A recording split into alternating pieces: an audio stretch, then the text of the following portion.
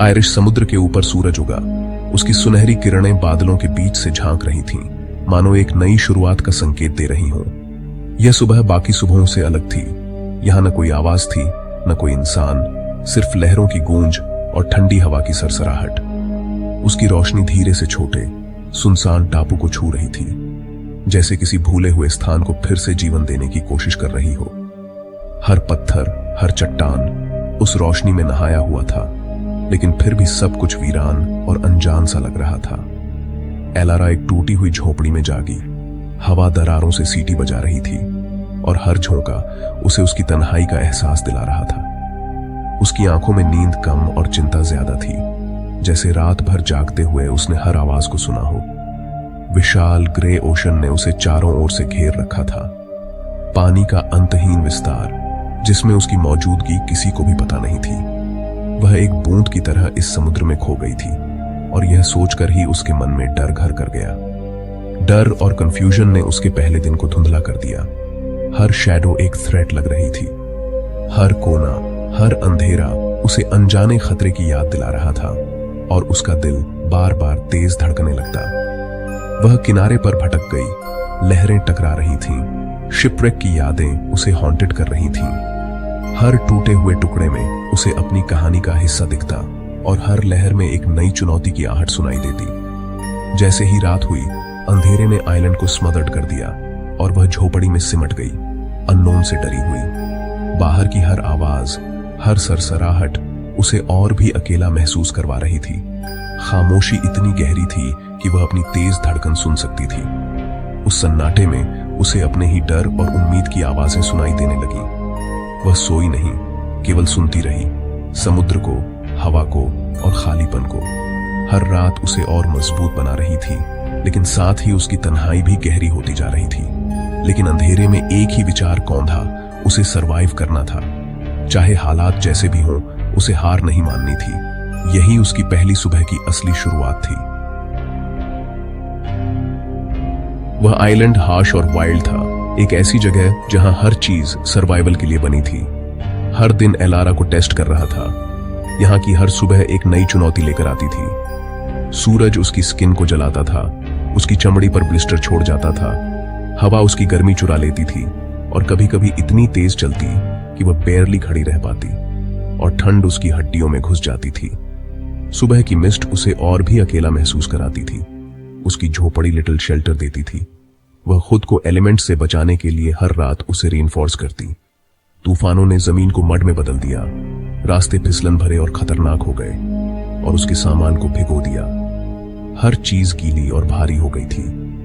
भूख उसे नौ करती थी, पेट में खालीपन की टीस हर पल महसूस होती थी और प्यास एक क्रूलर टॉर्मेंट थी, अनड्रिंकेबल सी से घिरी हुई। सॉल्ट वाटर की लहरें बस टेंटलाइज करती थीं।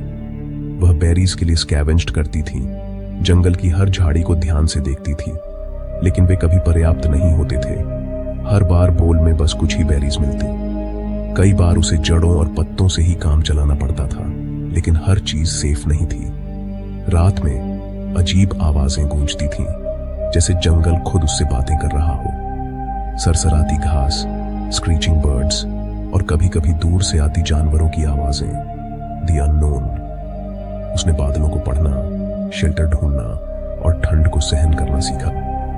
आग जलाना उसके लिए कंफर्ट और सेफ्टी का सिंबल बन गया। हर दिन सर्वाइवल का एक लेसन था। उसने ट्रैप्स लगाना, पानी कलेक्ट करना और खुद को मोटिवेट रखना सीखा। आइलैंड खाली नहीं था, हर जगह लाइफ के सटल साइंस थे। वह अलाइव, वाइल्ड और इंडिफरेंट था। उसने अडेप्ट किया, डर को पीछे छोड़कर आगे बढ़ना सीखा, अपनी नई दुनिया की रिदम्स और सीक्रेट्स को सीखा।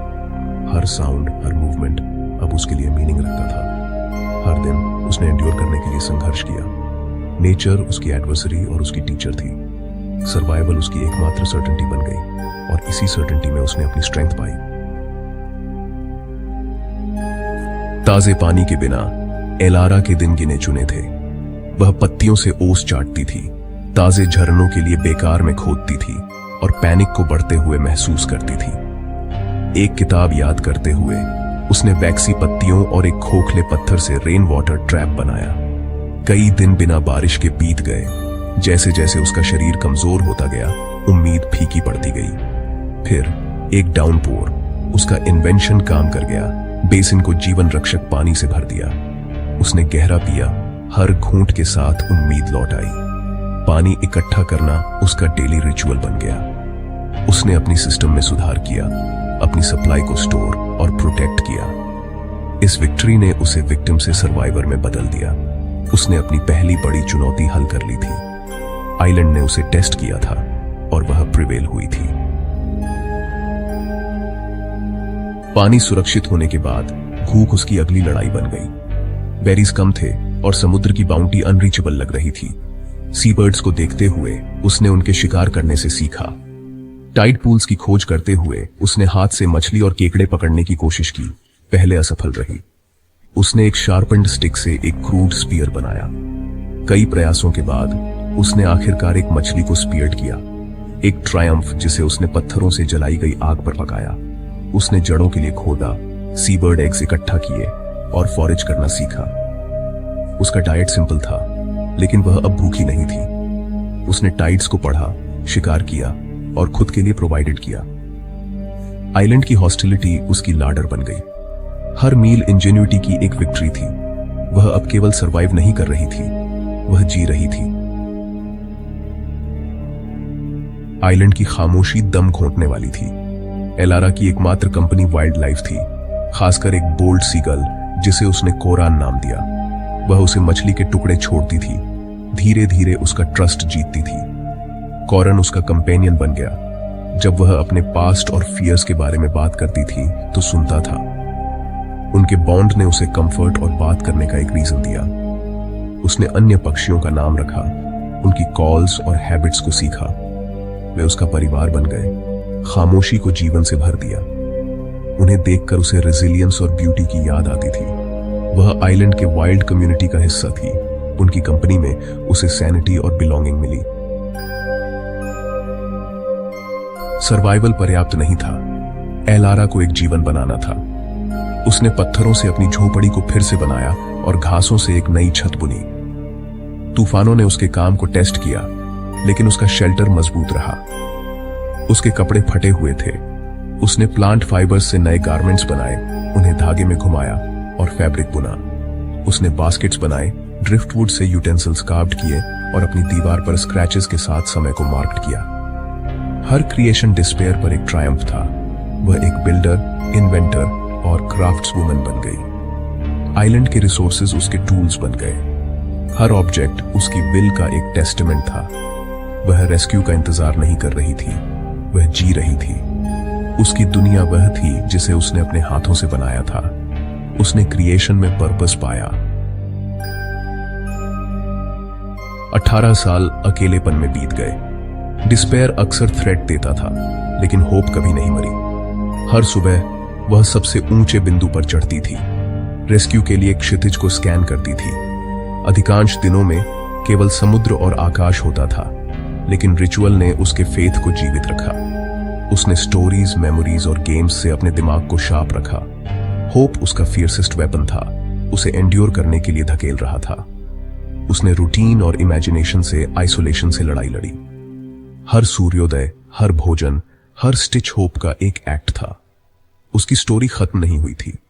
उसे विश्वास था कि रेस्क्यू आएगा। होप उसके सर्वाइवल में बुनी हुई थी।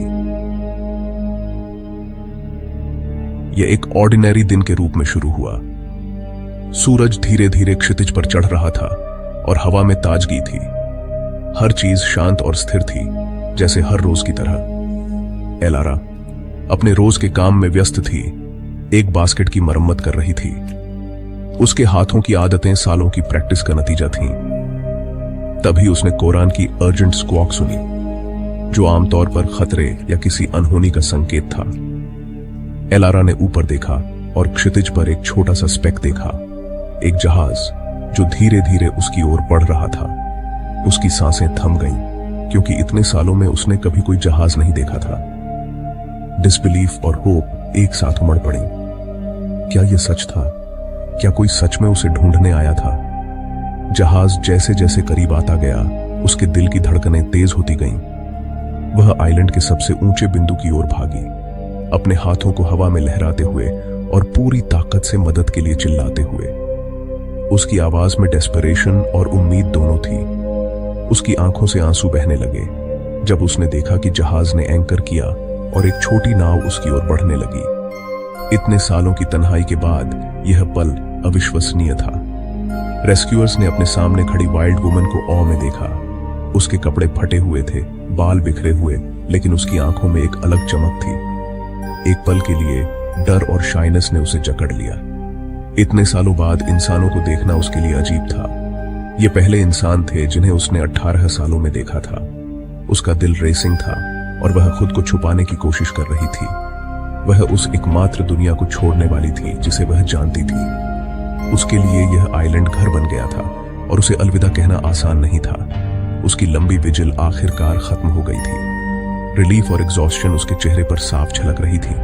इंतजार, होप, संघर्ष, हर दिन की मेहनत, हर रात की दुआ, सब इस पल तक ले गए। उसे आखिरकार मिल गई थी आजादी और एक नई शुरुआत। उसके जीवन का आइलैंड चैप्टर बंद हो रहा था।